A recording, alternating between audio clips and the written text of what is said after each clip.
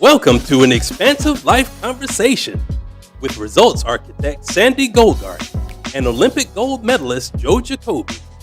Your journey to realignment from fear to freedom starts now. Live an expansive life.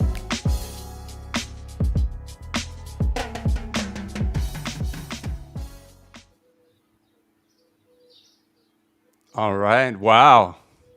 Well, here we go. I'm so excited and welcome everybody to this, really incredible opportunity. Kind of another example of expanding life. I have had the distinct pleasure of interacting with Joe Jacobi, who we'll talk about here in a minute. I met Joe through the Outlier Project, which is one of the best networking groups I think both of us have ever been a part of. Very supportive, incredible group of people. And if any of you are looking to connect with like-minded individuals that are looking to expand what they do, please check out the Outlier Project. But we met in Rhode Island. Joe Jacobi was one of the legends that we got to live with. And he and I, just before we left the resort, had an opportunity to get out on some calm waters and kayak together. And since then, it's just been this amazing relationship. Joe Jacobi, for those that don't know, is a two-time Olympian and a gold medal winner from the '92 Games in Barcelona. He was the CEO of USA Canoe and Kayaking. He lives in Catalonia, Spain. He's a thriving coach, igniting midlife peak performance. And I think everyone's going to love having the opportunity to hear from Joe later today. So let's talk about what we're going to do today as far as the agenda, and then we'll go ahead and jump into it. So we're going to have a really quick settling in and making sure that we're all present on today's call. We all have very busy lives. So we'll start with a really quick 3 count of some box breathing just to get present. And Joe and I are going to talk about what expansive life means to us. We'll have some back and forth for about 20 to 30 minutes. And then what we really wanted to do is, as we were having these conversations, and this is probably our 7th conversation, we just realized how much fun we were having. And we thought this kind of conversation really needs to be shared. And people have so many questions about what expansive life means to them and maybe places they're stuck where they feel like their life could be a lot more, but real life situations get in the way, or thoughts or other prisons kind of have us living a more restricted life. So we wanted to open it up and kind of see what was on everybody else's mind. More than anything, share in the fun that we're having with these conversations and explore what it could potentially mean to have and lead, a more expansive life. So, Joe, I don't know if you want to add anything to that before we start with some quick breathing. All right, let's get into the breathing and then into the conversation. I'm so excited about this, Sande. Yeah, and we want to welcome another outlier, Lindsay, who just joined. Hey! All right, so just real quick, let's just we'll do 3 really quick, but we'll go take breath in for a count of 4, hold for a count of 4, and then exhale for a count of 8. So we'll start now. For anybody joining that doesn't want to participate, you're more than welcome to say no thank you, but we always find it a great way to get present. So with that, we'll all just go and I'll sort of lead the count. So an in-breath to 1, 2, 3, 4, and hold for 2, 3, 4, and then exhale for 8. 2, 3, 4, 5, 6, 7, 8, and then back with the inhale. 1, 2, 3, 4. Hold 2, 3, 4, and exhale 2, 3, 4, 5, 6, 7, 8. Last time in 2, 3, 4, and hold 2, 3, 4, and exhale 2, 3, 4, 5, 6, 7, 8. All right. Thank you. Everybody present? So let's kick it off. Joe, I know everyone's dying to hear from you. Like, what does expansive life or living a more expansive life, really mean to you? Sandy, thank you so much. As I think about this first question, I think one of the things that really attracted me to our conversations is that you and I have had a lot of life behind us where we were living less than expansively. So I'm going to set up my answers to expansive living a little bit as in what was happening in my life when I wasn't living expansively, and then shift those into like what it looks like today. When I wasn't, I was prioritizing other people's growth over my own. I was fearful to kind of feel my own feelings. And I was always looking for singular truths in my life. And since turning 50 and really going through a kind of a big chapter change in life and these amazing last 6 years, I would say what expansive living feels like for me is, above all, I prioritize my own self growth and personal development. And secondly, I give myself the space to fully feel all of my feelings. And third, I give myself the space for more than one truth to be true, and more than one possibility to be true, and that we're capable of holding multiple truths at the same time. And we can dig much more into this, but like as just a very general framework, that does kind of tip into where I am in my physical health, in my mental health, in my emotional health, and in my spiritual health. So that's kind of the beginnings of what an expansive life looks like for me. As I'm hearing you say that, it reminds me of one of the things we talked about in our conversation where I think there's a big difference between how we verbalize how we want to live and the actions for how we actually live. And I think most people would agree we would prioritize our health as number one. Without it, we're nothing. Number two would be relationships. Most importantly, I think what you're touching on is that relationship with yourself, which then makes you available to others in a much more expansive way. And if we're ignoring ourselves, ignoring our feelings, and just grabbing the wheel of life so tightly, trying to control where it's going, we don't have much room to help and support other people. And then, of course, there's wealth. But I think in practice, for one reason or another, we all have found ourselves at one time or another, or still, chasing wealth at the expense of our health and at the expense of our relationships, both with ourselves and those closest to us. So, when I found this and I was starting to discover it, one of the things that I realized is the place that we're describing really is more of a distorted masculine energy. And that's when you ignore those feelings, you ignore what's going on around you, what's available to you, but you're trying so hard to control everything and then fearful that you might make a mistake. And so expansive living to me, it really comes down to one thing, and it's operating without fear.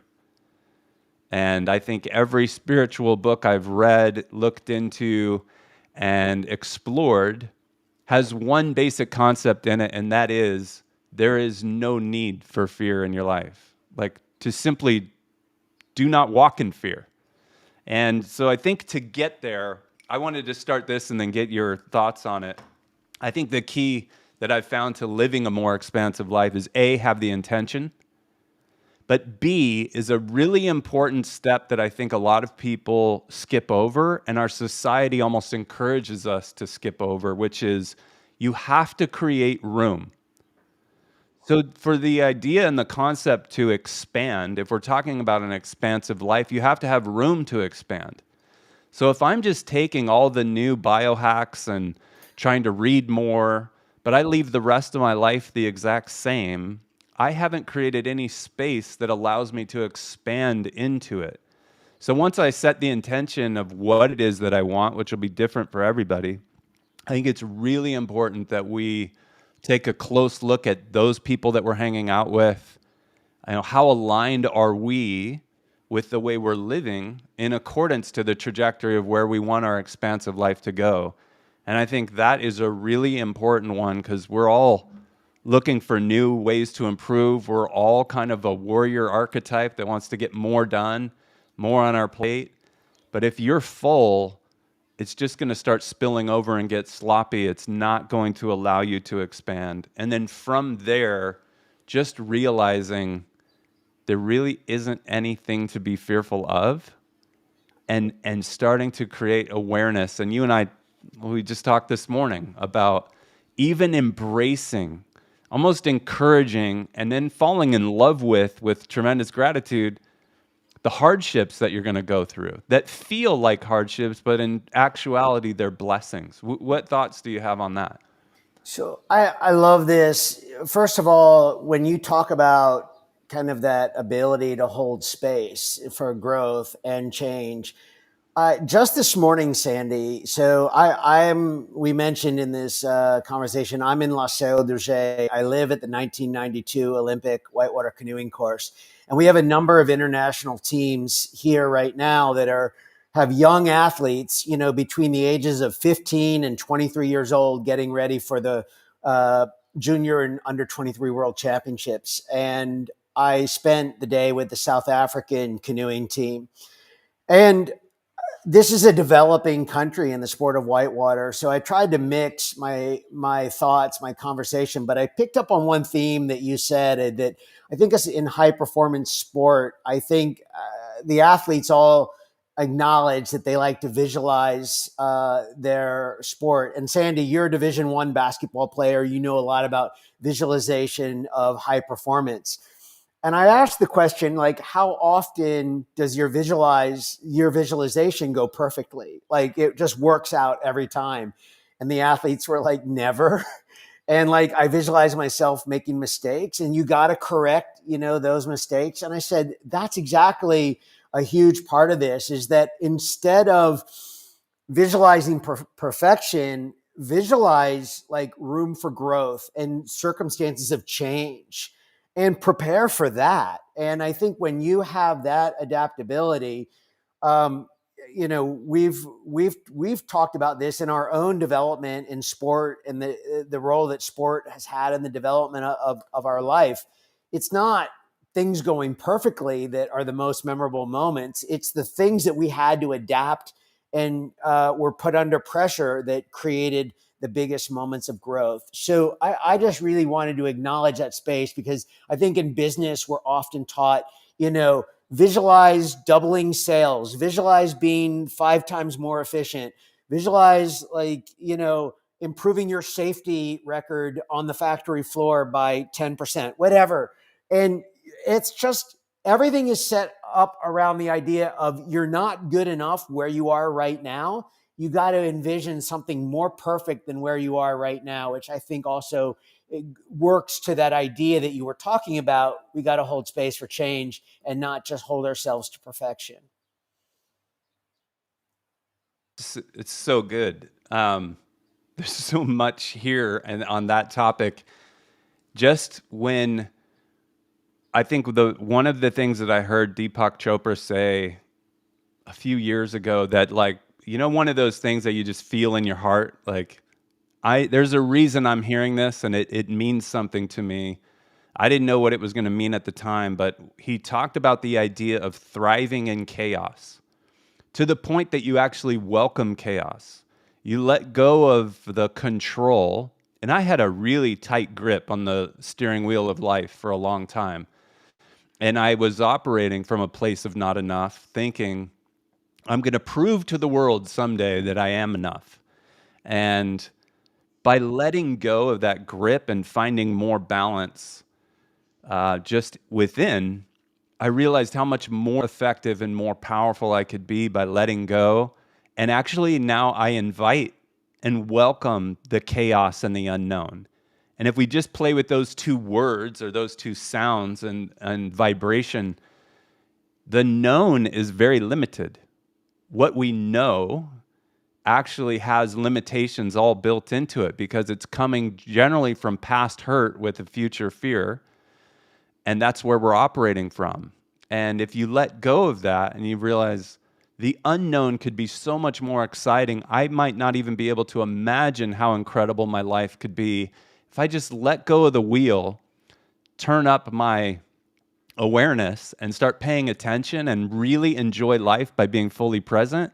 How amazing could that be? And then you're starting to participate in the unknown and watching it unfold and seeing what's there.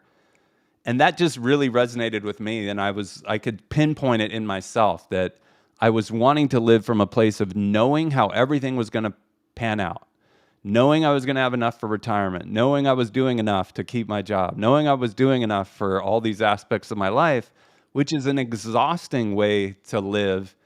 And now I find myself so much more relaxed and welcoming the unknown. And when something pops up that I didn't expect, I actually get excited. I'm like, what's here for me?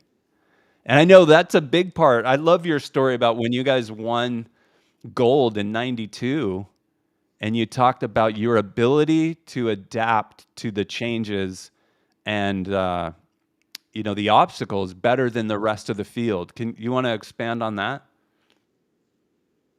Story came up today when I was talking to the young South African canoeist as well, because the way that story goes is that we were not the favorites to win the Olympics.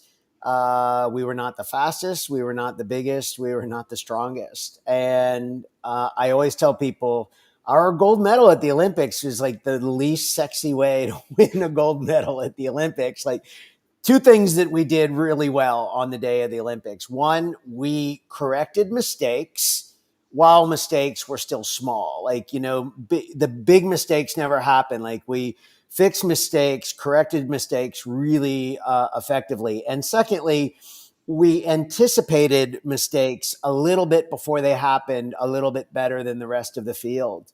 And normally that sounds really nice in practice or in word, but I think when you tell people, oh yeah, like you can actually, that sounds nice when you're just paddling down, the river for fun. Like that sounds like a good way to run the river, but most people would be, yeah, but you could also win a gold medal at the Olympics actually taking on that way of paddling. And it worked really well for us. And I see it show up in my life in a lot of ways. I think one of the things that's really important about going that route and giving that space for a lot of challenges that come up is you got to find that way to play your own game and to live really by the values that are important to you and not to someone else. But I think that kind of gets into a question that I have for you, because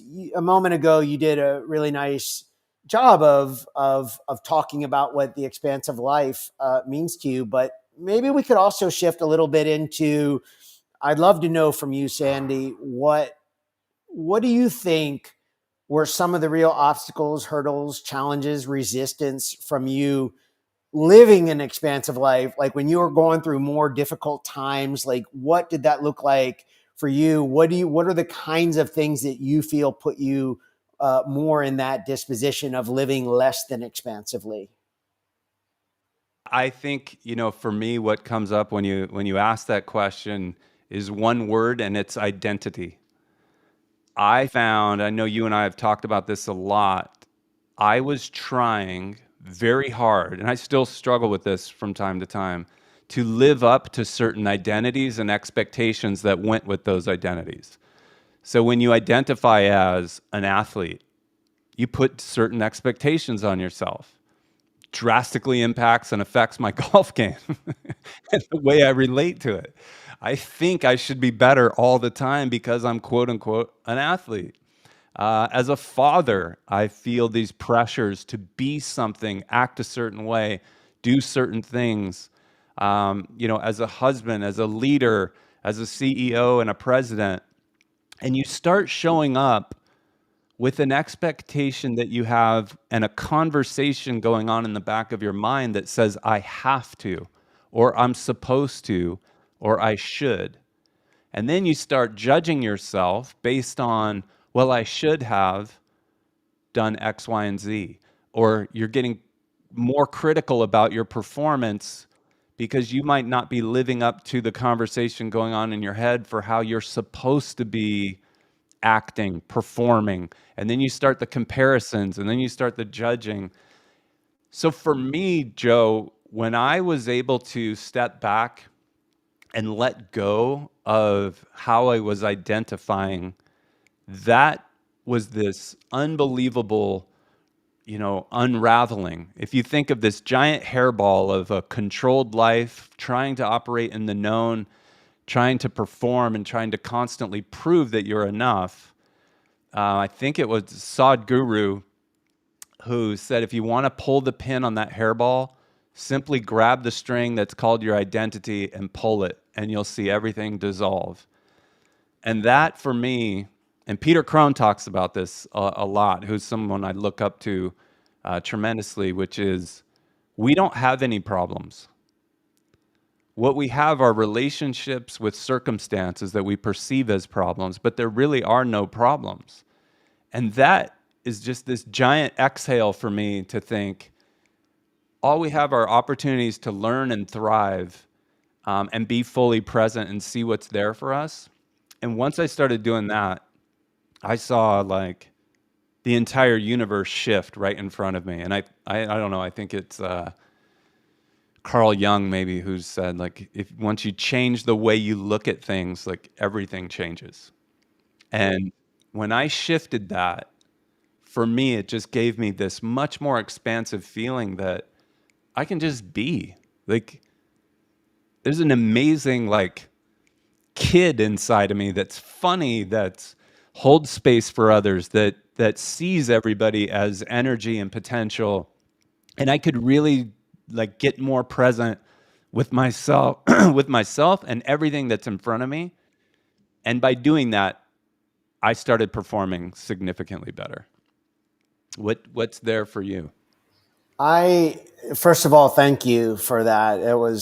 I think it's so important. And I think one of the things that's coming up for me is that I think even as we talk about some of these things, like I think I know you well enough, Sandy, to know we are not suggesting to anyone about going backwards and fixing things. But I think you did a great job of sharing that you are someone that's done the work of willing to go back and sort of see how your life unfolded in different stages of life that have given you this opportunity right now. In other words, it's never too late. I think for me, some of the things that come up, I think the first thing, and my canoe partner and I won the Olympics at a young age. I was 22 years old when we won the Olympics. And I think that very quickly after the Olympics, it wasn't like I was doing a lot of planning about life right in those like ensuing minutes after the Olympic race ended. But I do think the process it sort of felt like someone put a crown over your head and a cape around your shoulders and said, here, you got this thing that is a big deal. And so you think that maybe there is like a way to be, maybe there is a way to make some choices about, how you hold yourself, which, by the way, inherently is not a bad thing.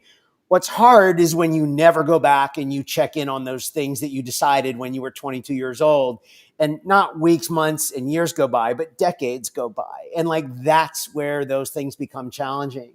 And I remember, when I was the chief executive officer of the national governing body for Olympic and Paralympic canoeing in the United States, I was in my late 30s, early 40s, and I was living in Oklahoma City. And, we had a few of the energy companies, the big energy companies were sponsors of ours. Sometimes on the weekends, I would go out on bicycle rides with some of the chairmen and CEOs of these energy companies. And Sandy, like I felt like I had to pick myself up to go up to their level, to like just talk to them.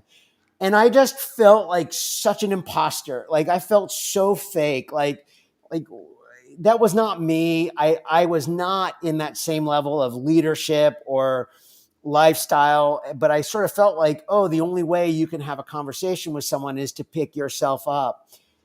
And it's so funny right now, like in my coaching collaborations, in my creative work, in my personal relationships, I love sitting low. Like I love sitting at a low place and in just holding space for people to come down off the ladder and just like come down and have like a real conversation closer to the ground. And that has been like a huge personal change for me. But getting there meant really walking backwards and understanding like, where did these choices come from to, that made me think I had to exist up at a high altitude that really wasn't my place and really where I belonged. And after having gone through that process, like I'm really good at holding space for anyone like at ground level, and it feels really good for you and for me. Right. Yeah, no, I love that. I want to go back to something you said about going back and fixing things.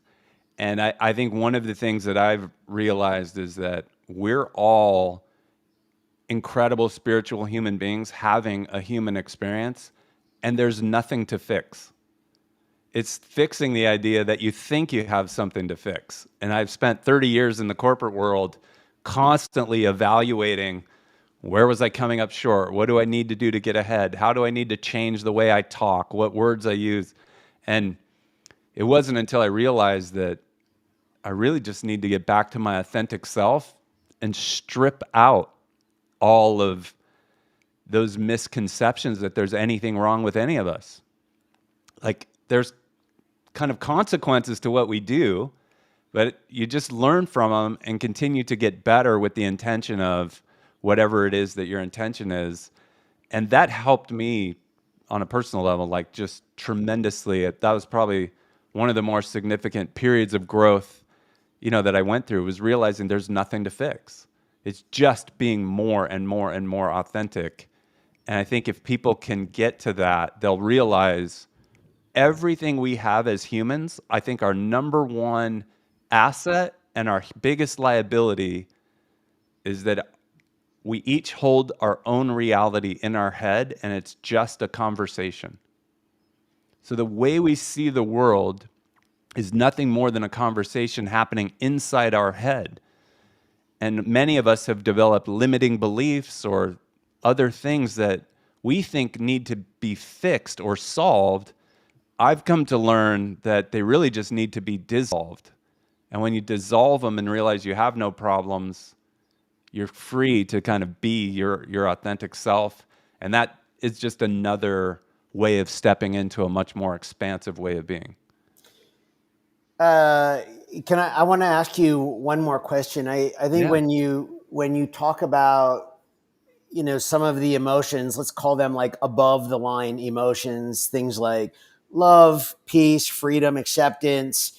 But then we also have some below the line, feelings and emotions as well. It could be fear, anger, resentment, jealousy, abandonment.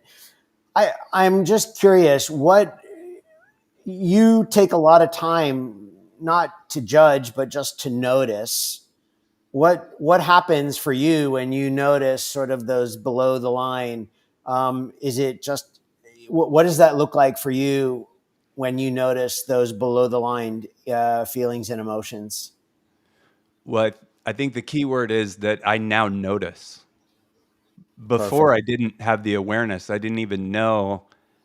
Like I would struggle with things like procrastination or other things that I thought I needed to fix to become something different, right, than what I am. Now, I had done so many life experiments, and as I'm going through them, I now have the awareness to kind of sit with it. Like I'll feel really anxious at a certain point, or I'll feel anger coming on.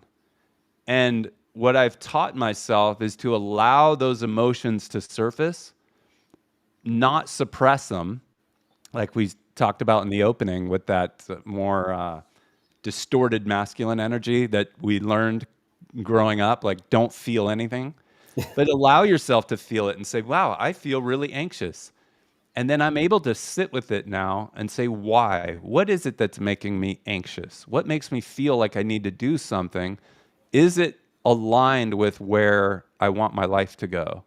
And more often than not, I'm finding like it has nothing to do. It's usually the ego or something telling you you need to do something. And now that I can sit with it, I can recognize it, I can honor it, and then just figure out why and where it's coming from. And then I can say, is it healthy for me or is it not? Is this something I need to pay attention to or not?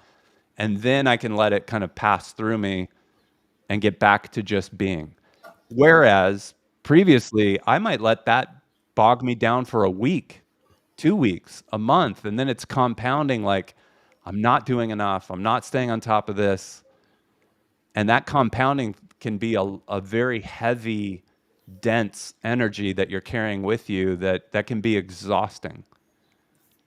You mentioned that the most important thing you said right at the top is, now you notice, now you observe. And yeah, the risk of not observing is, it presses down, whether you keep it down and now you're reacting in ways you don't even know that you're reacting, right?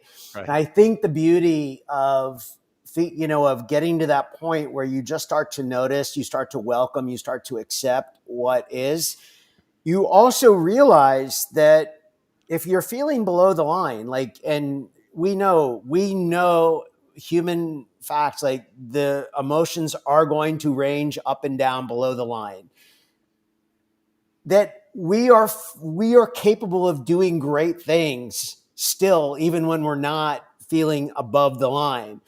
But I do think that if you know that you are feeling certain things, it may affect certain choices. You might notice, oh, I'm feeling X, therefore I may not do my usual text message to my partner at this hour. Maybe I'll just wait a little bit and sit on that for a little while.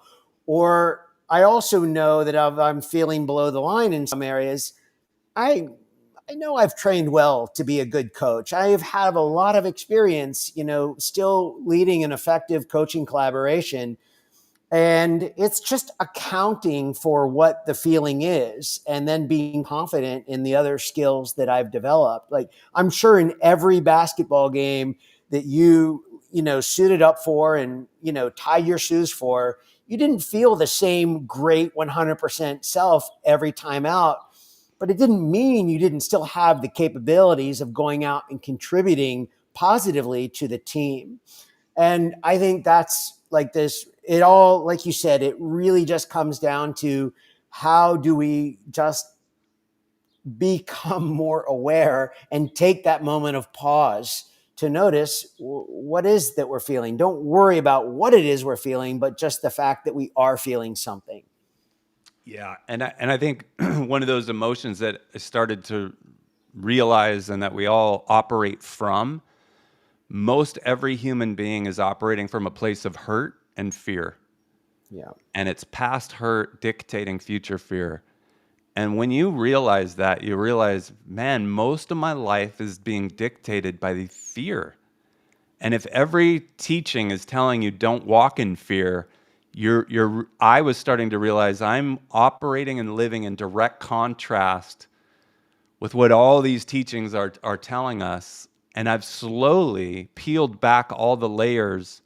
I'm sure I have more to peel, but I've peeled so many back that I realize everything in life, everything in the entire universe is promoting and protecting us, and there's nothing to fear. And when you get there, you're like, shoot, I could take so many more risks. I can have the conversation.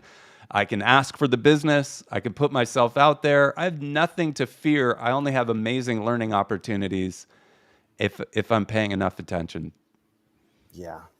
I love That's that. a cool place to operate from. So I know a big part of this is we wanted to welcome in a live audience and get their thoughts, maybe questions.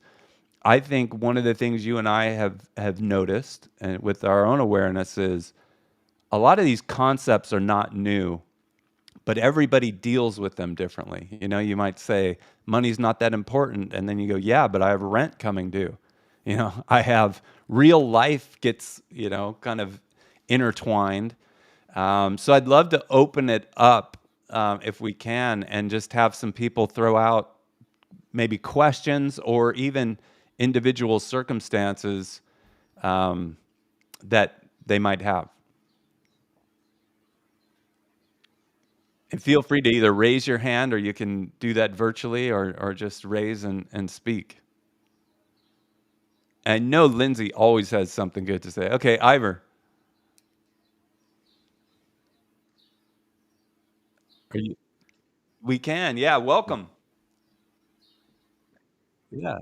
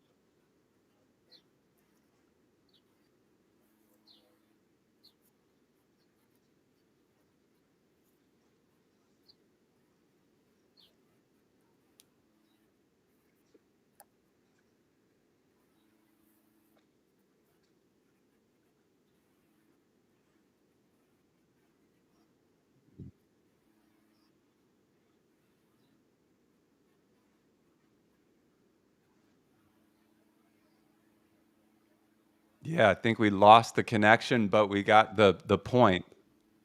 Are you still there? Yeah, yeah, go ahead. Uh, I'll run with it, and then you can talk. Yeah, we lost you, but you're back. And I think, Ivor, what you're saying is something that I've encountered a lot lately. I used to think one of my strengths was being everybody's hype man. Like, oh, you can do it. You can, you know, you can ignore that pain you're going through and still thrive. And I was really, really good at it. The problem was, what I didn't realize is I was never honoring people's reality. And oftentimes the chaos or the friction that they have going on in life is directly tied to the fact that they never honored their 5-year-old self, the person that had to hear those hurtful things or go through that hurtful reality. And because they've never paid attention and honored and seen, you know, provided space for that 5-year-old version of themselves, they're looking for it out in the external world, and it's driving from a past of hurt, this fear.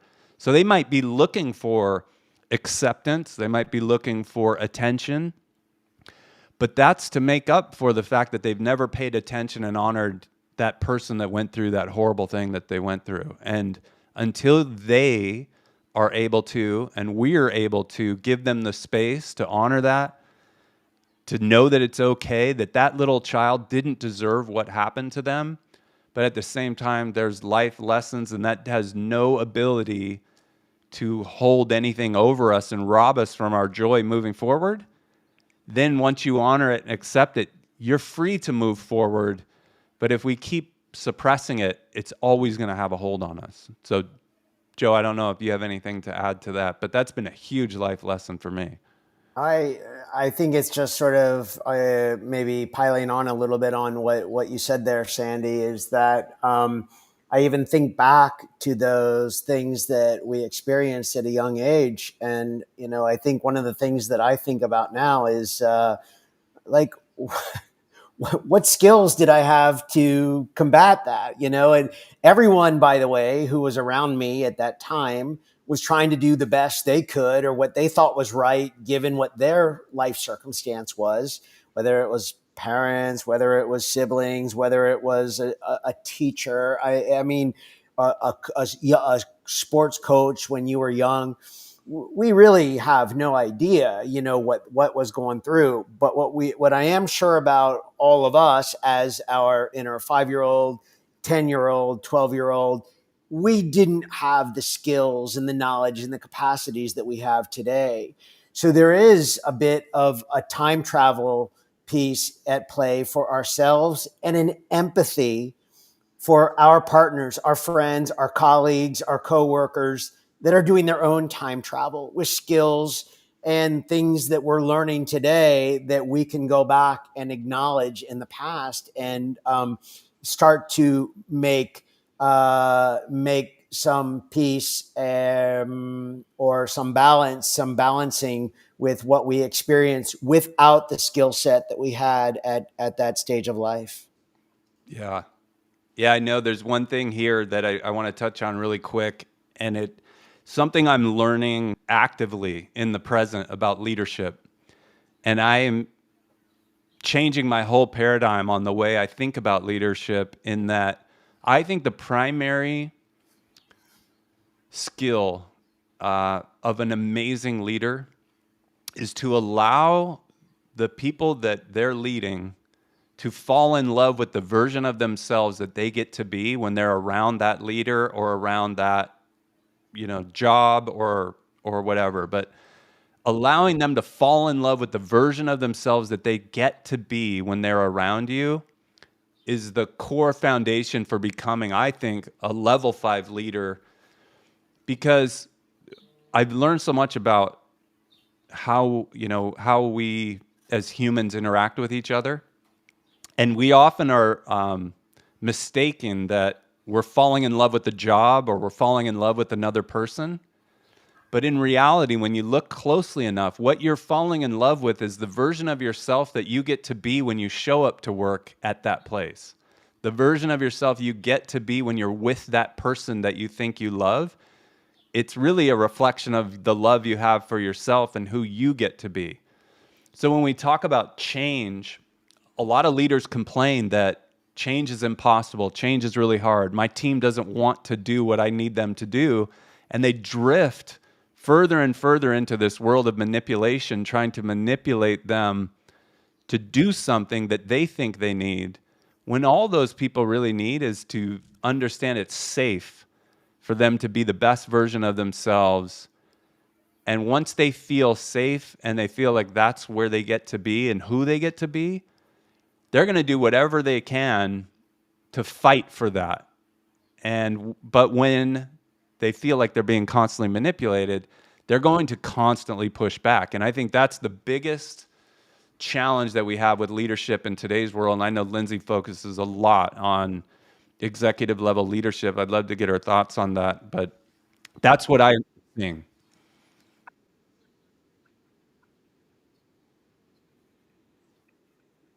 Yeah.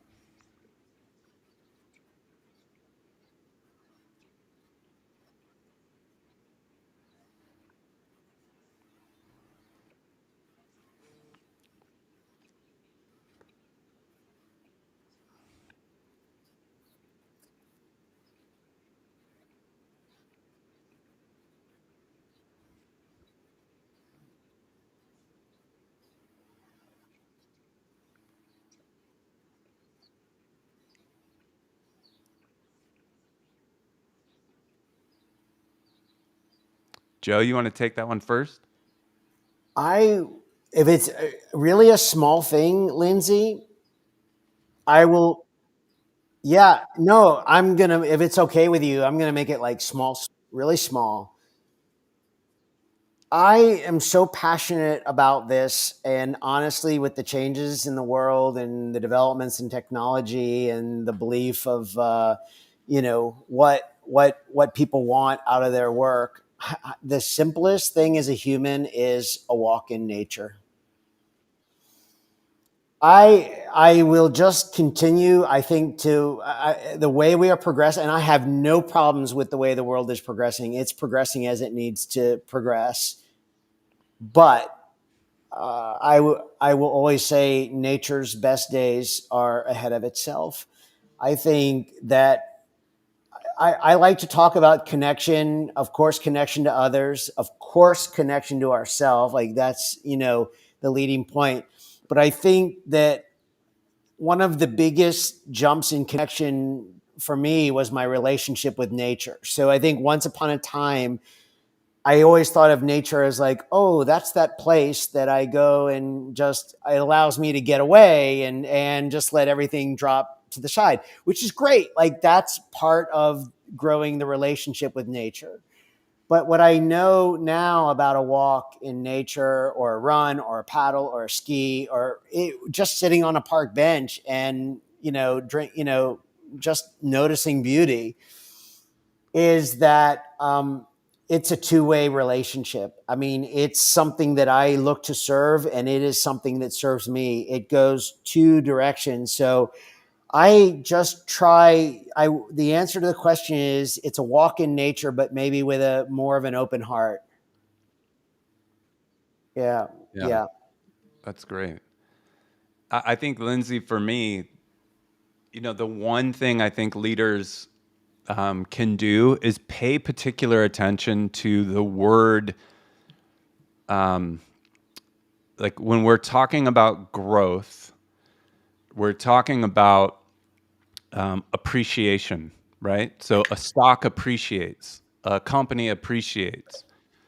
That resonates and that has a certain vibration, but where in your organization are you appreciating, right? So if frequency precedes form and you want to appreciate and value, you want to grow, how much of your time are you spending appreciating where other people are at, their contribution, what their capabilities are, and how much they may be showing up and operating from a place of fear? And I think so often we mistake the lover side of us as this soft, weak part, but it can be the most amazing part that precedes and keeps the warrior archetype that we all have as leaders and the king archetype.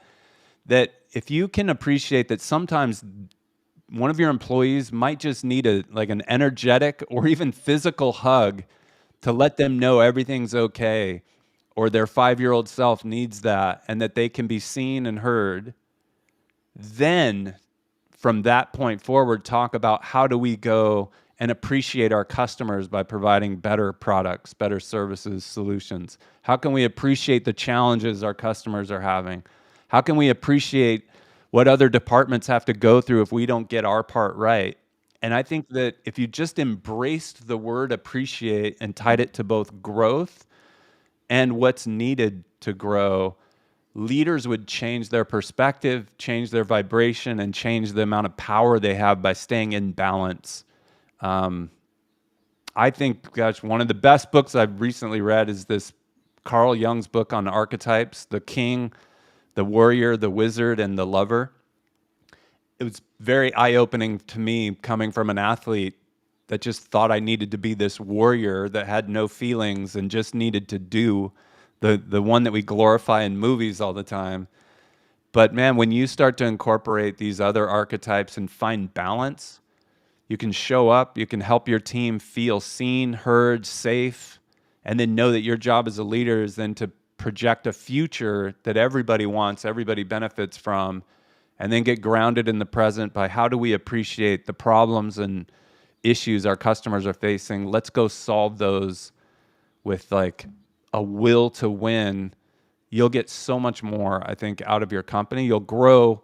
Back to the idea of the unknown versus the known, you will grow and accelerate your results in a way that you couldn't have probably even imagined.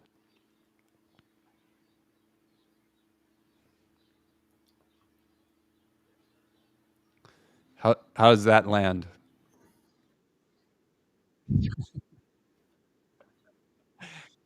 Uh, awesome. Awesome. Yeah. All right.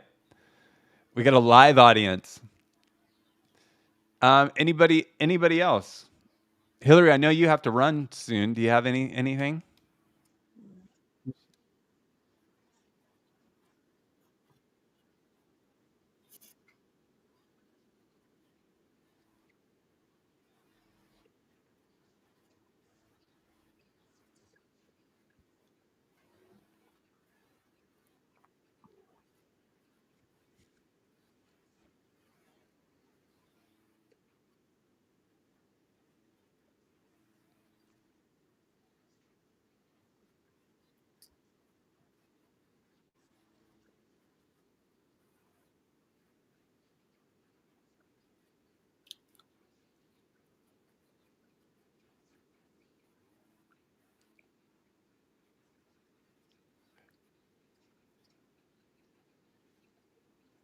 Mm. Yeah.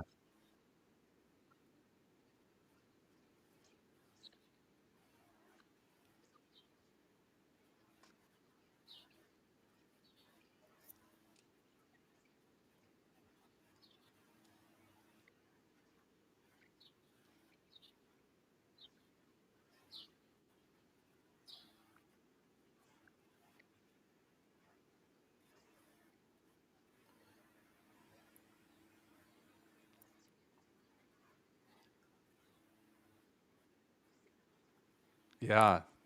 I mean, that's such a good one.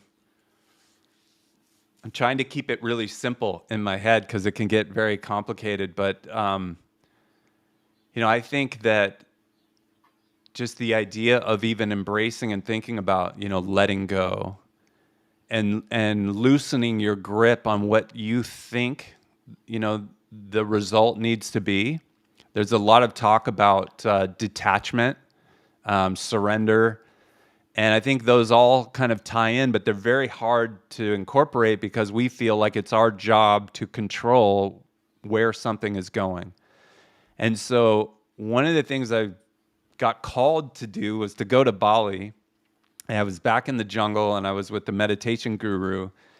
And he showed me and then taught me a way through my own meditation, which he said lacked the intention that I needed, was to meditate and stay in the body, follow your breath inside the body, let the body heal itself, but then go into your heart, open it up, and allow your heart to smile. And you'll watch everything in your life that's in front of you, the external world, start to change. And that has helped me let go. And I'll give you a great example. I just went on a personal quest to do an event called 29029. A year ago, I judged and I hated very hard these endurance events. I didn't know why, because I'd never tried one. But I set the intention that I wanted to do it where I took every step joyfully. But what inevitably would get in the way is some thought, some negotiation, some judgment would enter. And I realized I desperately needed, if I was going to take every step joyfully, to find a way to let go of that trauma, that hurt, that judgment, whatever it was that was coming up over the course of 30-hour hike. And the way that I found myself able to do that is anytime I felt that, it was a trap, an energetic trap in my body. I would do that simple meditation, follow my breath in, go to my heart, allow my heart to open up and smile. And immediately I was filled with like more energy. And I realized like I was giving everyone else the space and access to that energy. Because like heart coherence is actually very expansive. You can feel it within 5 feet of you. and anyone around me could feel like this sense of new energy. So just letting go and not fighting it by allowing the heart to smile is one that I would suggest people learn. It's an amazing tactic. Hillary, I'm a 5-day-a-week runner, and I haven't run with a piece of technology now in more than 6 years. And I'm very much on the same page with Sandy as like a technique, even that I use when I know nothing else is going on. All I'm listening to is nature and listening to myself. And I think that one thing is that I want to be clear, like, I'm really not trying to let go, but it's just kind of really understanding where I am and then welcoming the space for feeling. But I think there's a million thoughts I can be carrying in my head. And what I really try to do is to move from my head to my heart when I'm running and just almost just breathe from my heart. And then that just allows me to feel instead of think. I know that it sounds silly, but in the end, you can have a million thoughts, but there just aren't that many emotions to feel above the line or below the line. There's a lot fewer emotions than there are. So if I think about even that process, I think that sets up a disposition for increasing the likelihood that I let go.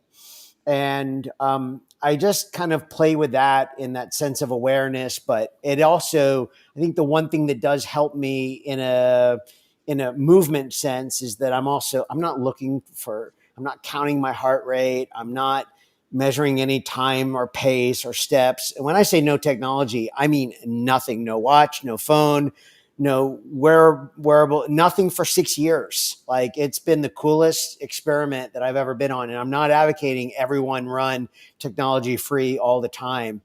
But I do think it's a great exercise in thinking about what you can do with that relationship between your head and the heart to sort of set up better dispositions for letting go. I like that idea of kind of breathing from my heart.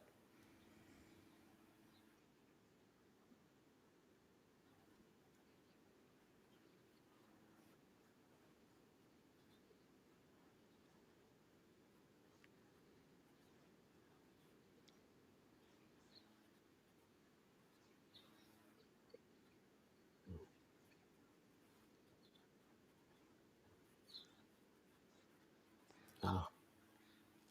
Yeah, thank you for the question.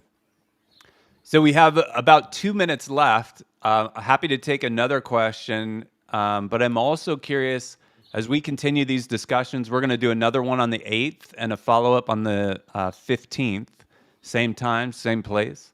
But I'm curious if there are other topics that people think would be worthwhile in exploring.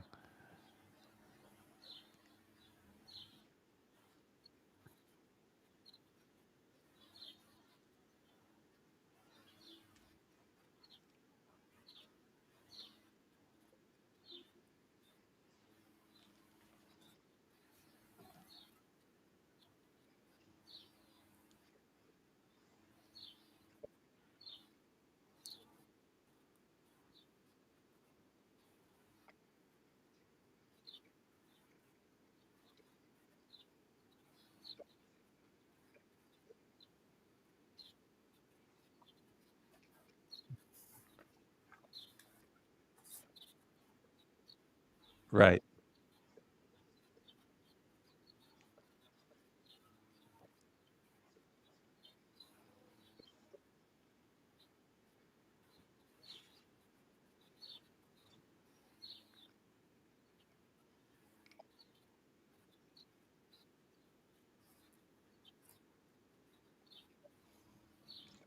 Yeah, that's a great topic. I think we all have fallen into that trap. And I think there's something to be said for how we manage energy. One of the lives that I've like gone down the deepest rabbit hole with is Einstein.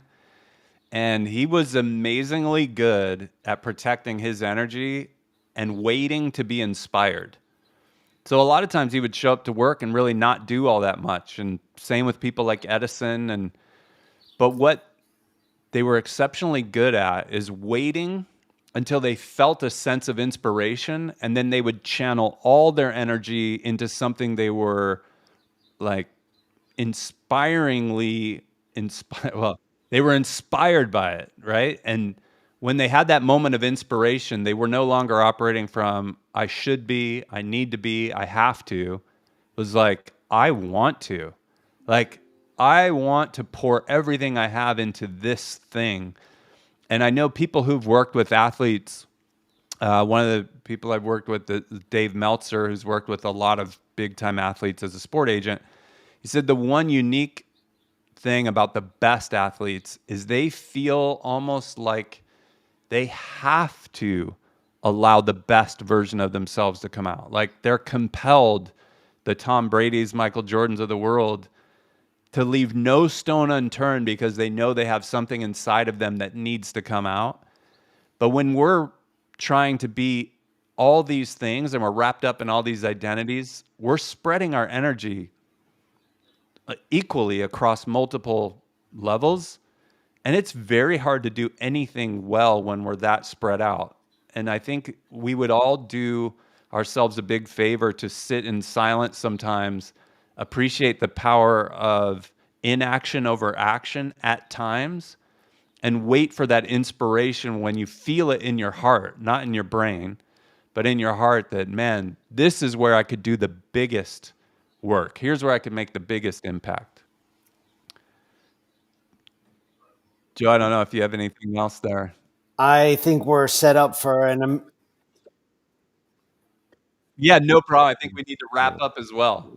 But I think, Ivor, I want to thank you because that sounds like an ideal place for us to pick this up next week on the 8th. So, Joe, thank you so much for the time. As always, this is a huge recharge for me every time we speak, and to get to share it with others and have the interaction's been amazing. Thank you to everybody who dialed in. We have video as well as people on the phone. It's been an amazing hour, and we look forward to doing this again. So thank you very much. Have an incredible rest of your week. For those in the U.S., enjoy a safe 4th of July.